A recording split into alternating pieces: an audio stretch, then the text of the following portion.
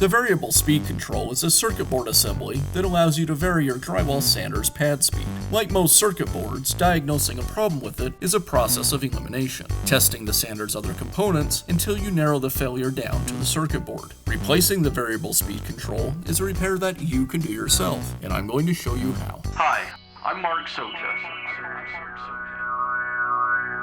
Do-it-yourself repairs like these are easier than you might think.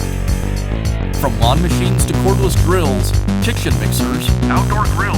our how-to videos walk you through each repair from start to finish. So doing it yourself means never having to do it alone.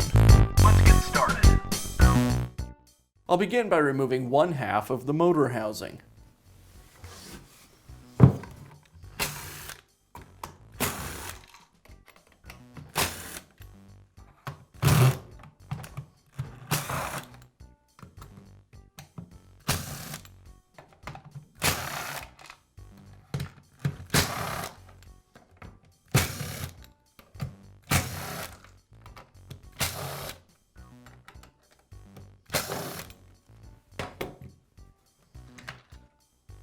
Now we have access to the speed control.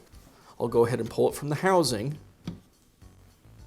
and remove the first wire, in this case the black wire.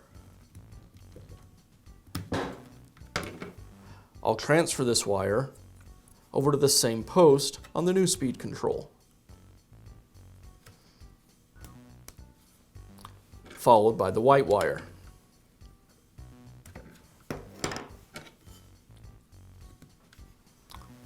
Now I'll slide the speed control back into the housing.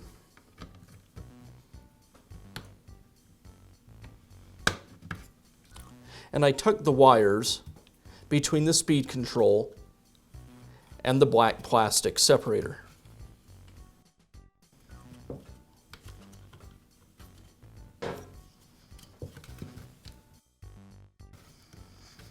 Now I can reinstall the motor housing.